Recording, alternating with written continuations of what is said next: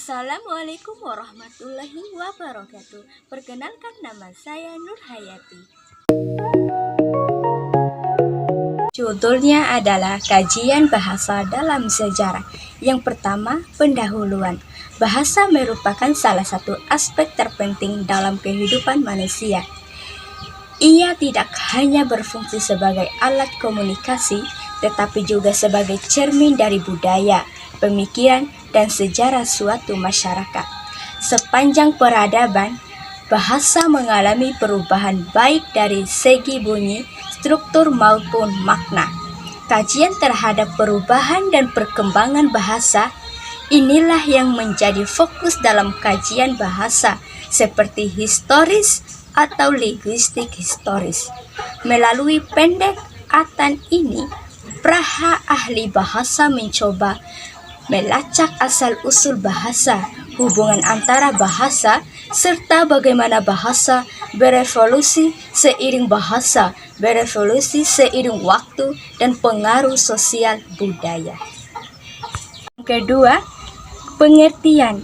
Kajian bahasa dalam sejarah atau yang dikenal juga sebagai linguistik historis atau linguistik diakronis adalah cabang ilmu linguistik yang mempelajari asal-usul perkembangan dan perubahan bahasa dari waktu ke waktu.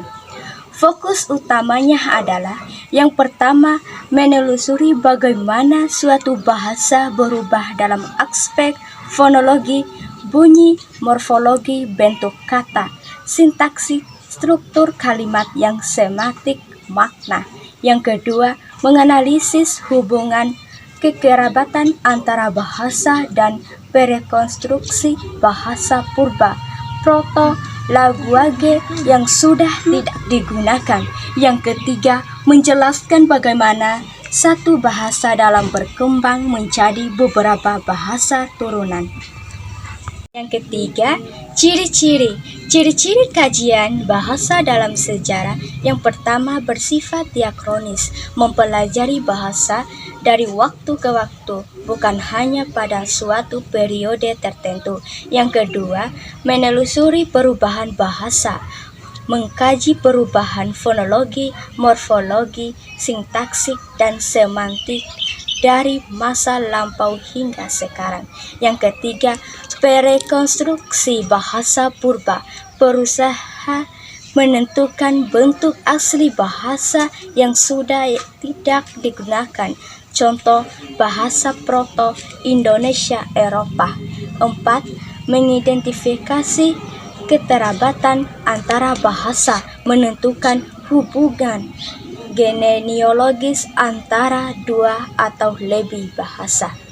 Kelima, menggunakan metode perbandingan, mengandalkan metode komparasif untuk melihat kesamaan dan perbedaan antara bahasa.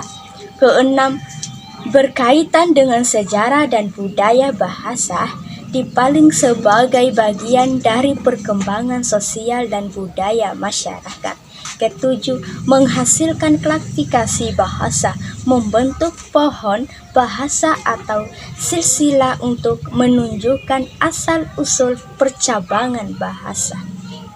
Keempat, contoh-contohnya perkembangan bahasa Indonesia dari bahasa Melayu klasik dipengaruhi Sanskerta dan Arab, menjadi bahasa baku lewat prasasti, mengadaulusuli Mie 7 dan peran Raja Ali Haji hingga dikukuhkan dalam Sumpah Pemuda. Contoh lainnya adalah perbandingan bahasa kuno, analisis perubahan makna kata, kajian etimologi linguistik historis, evaluasi bahasa Melayu Indonesia. Yang pertama, bahasa Melayu kuno. Yang kedua, bahasa Melayu klasik. Yang ketiga, pembakuan, perubahan fonetik dan leksikal. 1. Perubahan bunyi. 2. Hilang bunyi.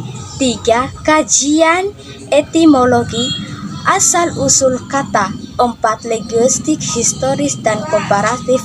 5. Perkembangan struktur sintaksis. Yang kelima, manfaat utama kajian bahasa dalam sejarah. 1. Menelusuri asal-usul dan pergerakan bahasa. 2. Memahami budaya dan identitas. 3. Mengakses dan memahami teks sejarah. 4. Menganalisis peristiwa politik dan sosial. 5. Memperkuat fungsi bahasa nasional.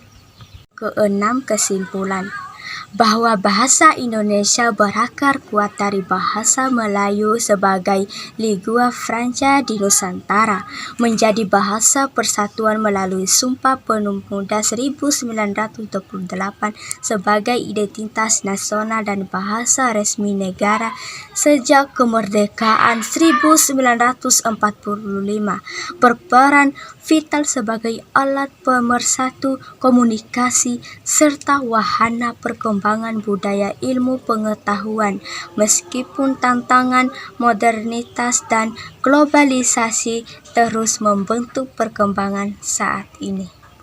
Demikian dari video saya, semoga dapat bermanfaat. Lebih dan kurangnya saya mohon maaf. Wassalamualaikum warahmatullahi wabarakatuh.